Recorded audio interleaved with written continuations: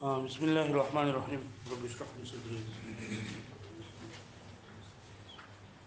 پرون سبق کې موږ دا خبره کړې و چې په دې علم البلاغت او مقدمه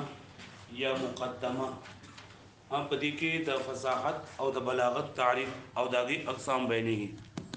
اول دا خبره مقدمه ده او که مقدمه ده. که مقدمتون شي اسم فاعل څه شي بیا باندې مخکې کوونکې نو دا خپل ویونکي لره مخکې کوي په نورو باندې یعنې په هغه کسانو باندې چې مقدمه نه لري او مقدمه معنا مخکې کړلی شوي نو دا مقدمه دې ځکه وایي چې دا هم د مقصود نه مخکې کړلی شوي. په دې مقدمه کې دوه خبرې بیانېږي، یو د فصاحت وایي او یو د بلاغت وایي. نو فصاحت په لغت کې معنی لري دا بیان، ظهور، ظاهرېدل. لکه وایي کله چې ماشوم خبرې شروع کړي او دی په خبرو کې چې دا برابر شي نو موږ وایو افصح الصبي فی منطقه، چې ماشوم په خپل خبرو کې فصیح شو، یعنې دا خبرې ظاهرې کړلې، خبرو باندې پوه شو. بیا د فصاحت اصطلاحي تعریف، خو د فصاحت یو داسې تعریف ممکن نه و چې د فصاحت د درېو قسمونو ته شامل شي. د فصاحت درې قسمونه دي، یو ته لګي فصاحت الکلمه، فصاحت فی الکلمه هم ویل کېږي، او فصاحت فی الکلمه یا فصاحت الکلمه، او فصاحت فی الکلام او فصاحت الکلام ورته هم ویل کېږي، او فصاحت فی المتکلم یا فصاحت المتکلم، او دغه دې قسم ویل کېږي چې دا فصاحت د دریو څیزونو صفت واقع کېږي: کلمة فصیحة، کلام فصیح، او متکلم فصیح. پوه شئ؟ بیا پرون سبق کې موږ فصاحت فی الکلمه ته دا ویلو. فصاحت فی الکلمه څه ته ویل کېږي؟ چې هغه د دریو څیزونو نه خالي وي. څو څیزونو نه خالي وي؟ خالیوال ته ویل کېږي سلامتها مطلب څه دی؟ خالي به وي دا من تنافر الحروف، سره تنافر الحروف. نمبر 2 والغرابه ومخالفه القياس والغرابه.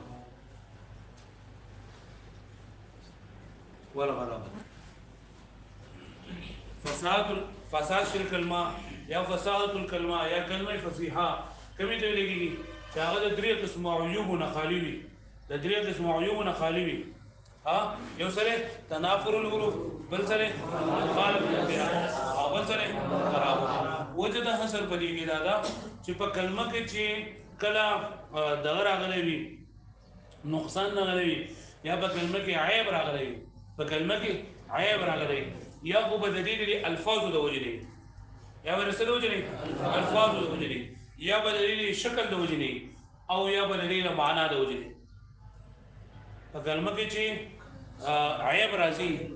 نو د څو وجو نه راځي؟ د درې وجو نه راځي. یا هو د څه نه راځي؟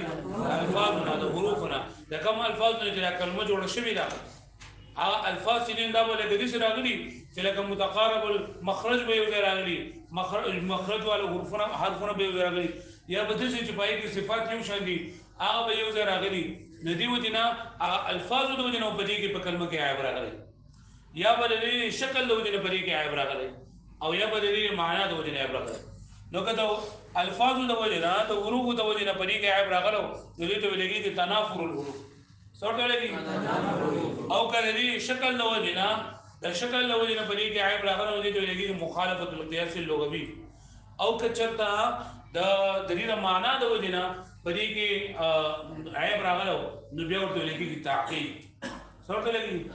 تعقیب. څو څیزونه دي؟ دغه غرابت ورته ویل کېږي. تعقیب وروسته پرې بلې کېږي فساد فی الکلام کې غرابت، تنافر الحروف، مخالفت القياس، او بل سره غرابت. نو په کلمه کې چې عیب راځي دا د څو وجو نه راځي؟ هم د وجې نه، یا د سر وجې نه راځي، د حروفو د وجې نه، او یا د شکل د وجې نه، او یا د معنا د وجې نه. که د الفاظو د وجې نه راغلو نو دې ته څه ویل کېږي؟ تنافر الحروف. او که د شکل د وجې نه راغلو نو بیا مخالفت القياس، او که چېرته د معنا د وجې نه راغلو بیا ورته غرابت ویل کېږي. په دې پوه شوئ؟ اوس د هر جدا جدا تعریف کوي چې تنافر الحروف څه ته وایي. پوه شوئ؟ دا ټول خبرې لیکل مه کوئ. دې خوا ګورئ، تنافر تعریف کړی دی: وصف فی الکلمة یوجب ثقلها علی اللسان. وعسرا نطق بها سمعنا یو دا تنافر یو وصف ته په کلمه کې دا په کلمه کې یو وصف ته چې واجبوي درنواله د هغې کلمې په جبه باندې او ګران وي وینا په هغې سره یعنی کله چې دا تنافر په یو کلمه کې راشي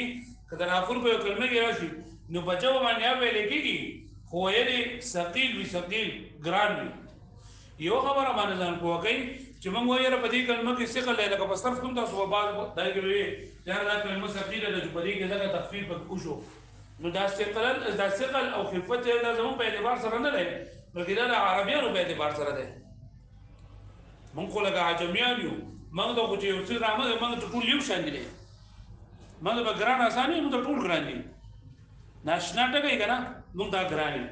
خو عربیان چې نه هغو ته د هغې وینا چې نه ګران عربیانو ته چې کوم ځای کې متقارب المخرج یا متقارب الصفات حروف راشي هغې ته د هغې وینا ګرانې پوه شوې منې هغې ته د دې وینا څه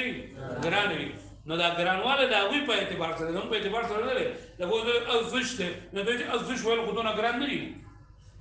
پوه شوې نو دا زموږ په اعتبار سره نه دي بلکې دا چا په اعتبار سره دي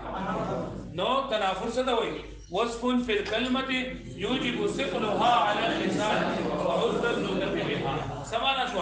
جدا تنافر یو وصف ته په کلمه کې چې واجبوي ثقل په جمع باندې او ګران وي نطق په دې سره نطق وینا ته ویل کېږي څه ته ویل کېږي نطق وینا ته لکه دغه مثال بیا ذکر کړی الغش دا اوس دغه ځای ته وایي کوم چې زیګ زیګی که نه زیګ زیګی هغې ته الغش وایي نو الغش ویل چې دا لکه الموضوع الخشین یو ټکی الموضوع الخشین ایو دی الغش نو په دواړو کې چې دا څه دی په دې الغش کې دا څه کل دی یا بل لکه لیکلی دی هو خو نو هو خو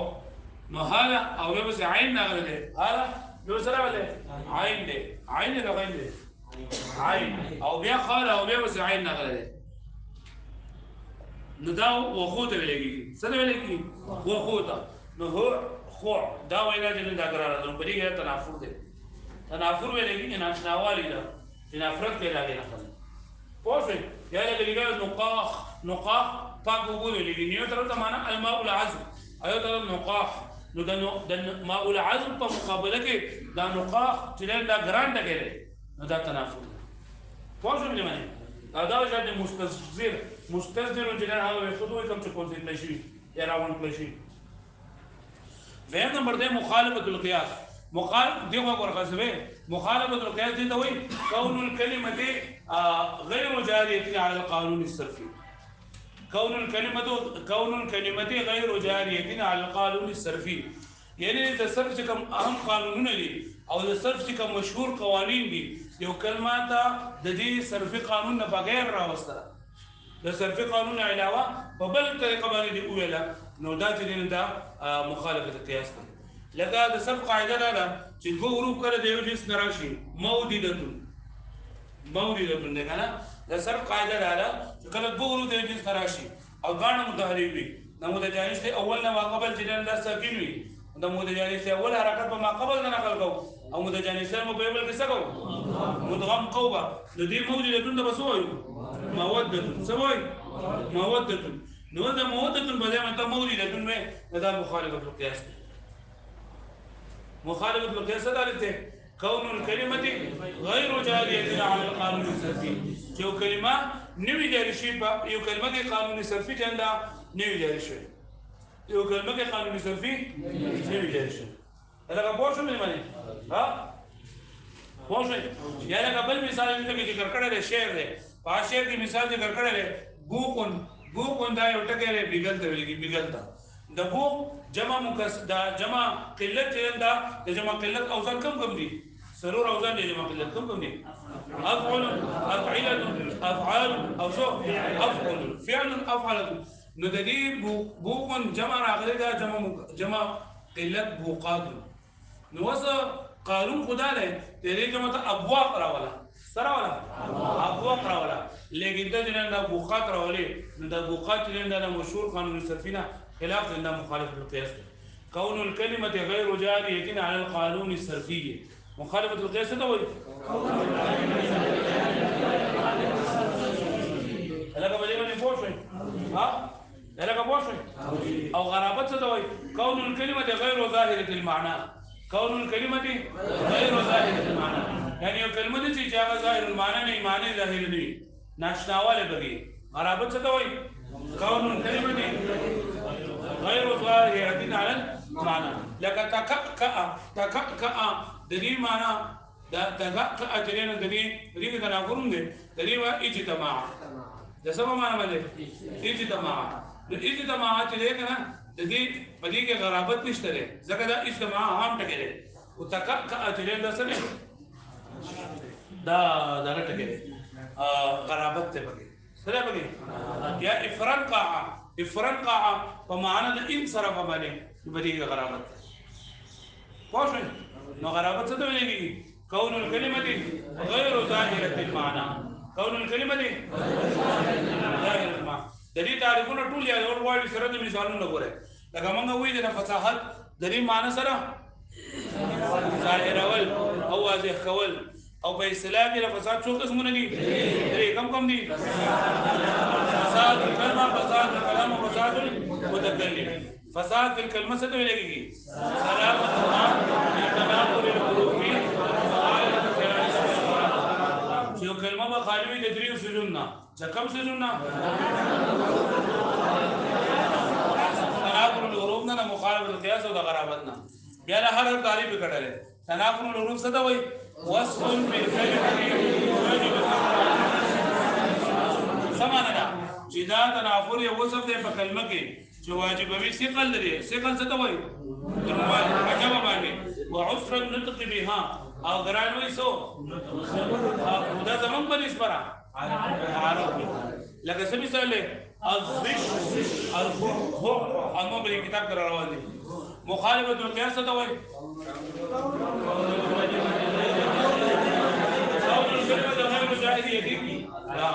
على قانون صرفي يعني چې په یو کلمه کې مشهور قانون صرفي نه وي چلے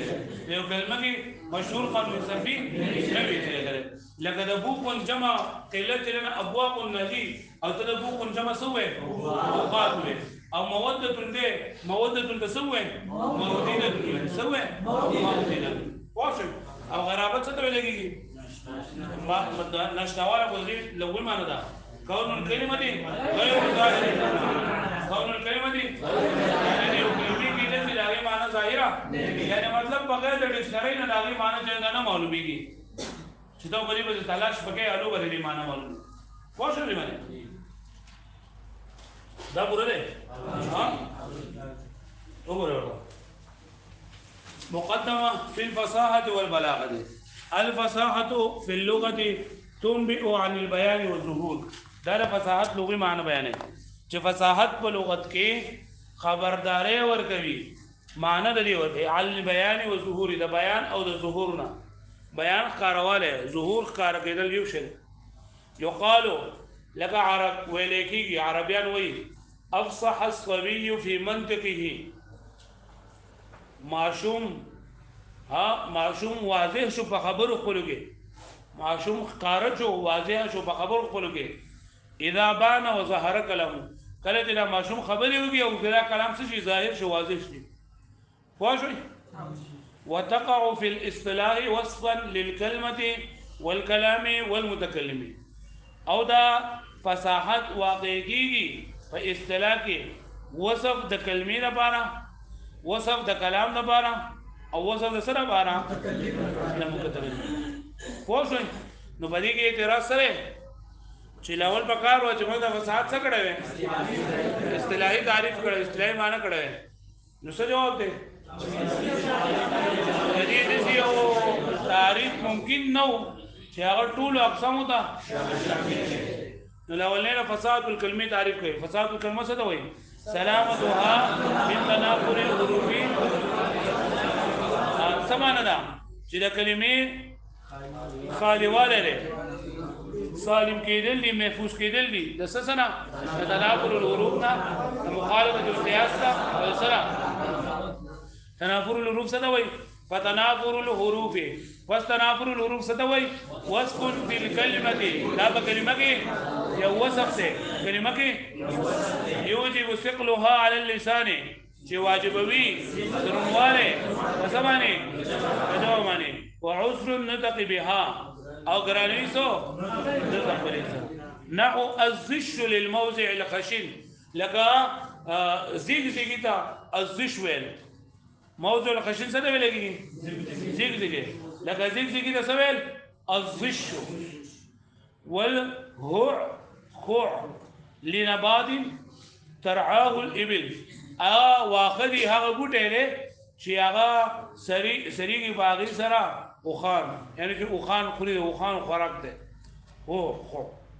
والنقاخ ویل للماء العذب الصافي صافو او خوږو اوبو ته صفا او خوږو اوبو ته څه ویل نقاخ نو په دې کې دننه ده المستشعر للمفتول مفتول راغونډ کړلی شوی ومخالفة القياس مخالفة القياس ده ویلېږي كون الكلمة غير جارية على القانون الصرفي يعني کېدل له کلمې چې نوي جاري شي پای کې څه قانون صرفي كجمع بوق على بوقات لك جمع د بوق سرت للبقال د قياس مطابق القياس مطابق سرت البقال ابواق او تسراولي بوقات راولي في قول المتنبي فقول المتنبي فإياك بعض الناس سيفا لدولة ففي الناس بوقات لها وتبول فإياك بعض الناس سيفا لدولة پس کچتشی بعض خلق تورا د دولت دپار کچتشی بعض خلق تورا د دولت ففي الناس بوقات لها وتبول دو پدې خلقو کې دا هغه لپاره بګل بوقات بګل وتبول او تبلیغ پوه نو دلته محل الاستشهاد بار شعر کې محل الاستشهادي محل الاستشهاد څه مطلب دی چې لکه دلته کې دا شعر د سره بار راوړل شوی دی دلته کې دا شعر د سره بار راوړل شوی دی چې په دې شعر کې څه استعمال شوی دی بوقات پکې استعمال شوی دی څه پکې استعمال شوی دی بوقات پکې استعمال شوی دی څه پکې استعمال شوی دی بوقات پکې استعمال شوی دی هله به خبره باندې پوه شوي ها بوق چې نه دغه ته ویلېږي بیګل ته ویلېږي بیګل پیژنئ ها د کر مشان دی او خلک پکې دغه کوي دا هلکه باجي پیژنئ باجي هغه شعر الله دغه ټولکو باجو ولا خلک یې دغه پیژنئ هغه به بیګل نه پیژنئ بیګل چې غټ کو تکي کنه نه څنګه چې شپېلې کنه د لباس سره نه لري او لا خلک دې د شاته خلک دې نه غټي دا دغه ویلېږي دغه ته بیګل ویلېږي ها ناورما فزوروا خالي اذ القياس في جمعه للقله ابواق ذکا قياسي طور باندې چې مقلت سفرات البکار دي وكموددتين او لك موددتين شو في قوله ان بني للئام زهدة ما لي في صدورهم من موددتين ان بني بشك زما بچوري للئام کمینه دي کم ظرف دي زهدتون هغه به رغبت دي زمانہ مالی فی صدورهم من مودت نشته ده زمانہ پارا داغو پسینو کې سم محبت موددتین ده نو دلته مال الاستشهاد کم ټکه ده موددتین د قیاس مطابق سره تل پکارو مودتون ولې سب قانون سره چې کله دوه حروف د یو جنس راشي او دواړه متحرک وي د متجانس اول نه ماقبل ساکن وي نو د متجانس اول حرکت ما ماقبل د نقل کو او د متجانسینو په خپل منځ کې او دلته کې موددتین کې ادغام نه شوی نو دا قانوني صرفینه خلاف نو بلکې مخالفت القياس ولا غرابه او غرامت كون الكلمه غير ظاهره المعنى یو کلمې کې دلی غیر ظاهر المعنى چې هغه معنی ظاهره لك تكأ بمعنى اجتماع تكأ سمانه ده وافرنقع بمعنى انصرف بدي داغه کې جنن لیکلي دي کنه دلته ونه دي لیکلي په شپ داغه کې مختصر معنی کې لیکلي دي داغه په کتابونو کې لیکلي دي چې دا دای په حاشیه کې لیکلي یو سره او هغه باندې چې تا پیریان نغلی چې غوټه و پیراتله غوټه پیریانو دا میرګي پیراتله کله جو بده باندې پیریان نو خلک به دي چې پیر راځي پیر شول پوه نو یو پیره په دمه دا غوټه موټه راغله او ده را دغه شو برابر شو نو خلک د ټول غیر چا پیره شو نو دا ورته وی مالکم تکأتم کتکأکم علی ذی جن افرنکوا عني لکه تاسو څه شوي دي چې تاسو په ما باندې راجمه شوي دلته راجمه کېدل لکه څنګه چې په پیري سړي باندې خلک راته کېږي پیریاني سړي باندې لړکېږي زمانه نو دا لږ مالکم تکأتم کتکأکم علی ذی جن دا بری کې تنافر الکلمات په تنافر فصاحت الکلام کې درځي او دلته دا تکأ اٹکه نه ده په دې کې غرابت ده چې خلک ټول ناشتا ودرېدل جو بیا په کې چوي له ورېره پیره پر هغه اثر دلاندې تلوي نو مالکم تکأتم کتکأکم علی ذی جن افرنکوا عني نو په دې شعر کې تکأ او افرنک علی ځوان ټکی راغل تکأ بمعنى اجتماع او افرنک بمعنى انصرف واپس کېدل او اطلقم بمعنى اشتد نو دا اطلقم اجتماع د دې ټکو چې نه دا معنی په دې کې دا غیر ظاهر معنی نو په دې کې غرابت وخت دا نو کوئی چې لکه دسی کلمه موږ دوه چې فصیح نه ده نو څه جواب تاسو ورکوي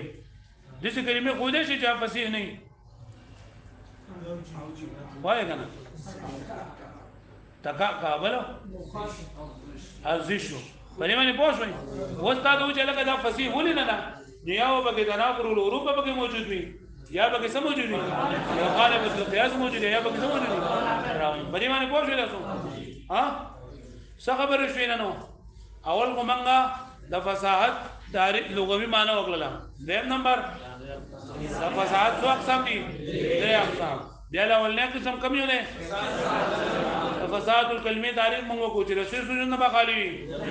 نمبر 1 نمبر 2 نمبر 3 بیا موږ د هر تعریف کو د سره مثالونه دا خبره اترې به تاسو تیری شي ان شاء الله یا وړو دی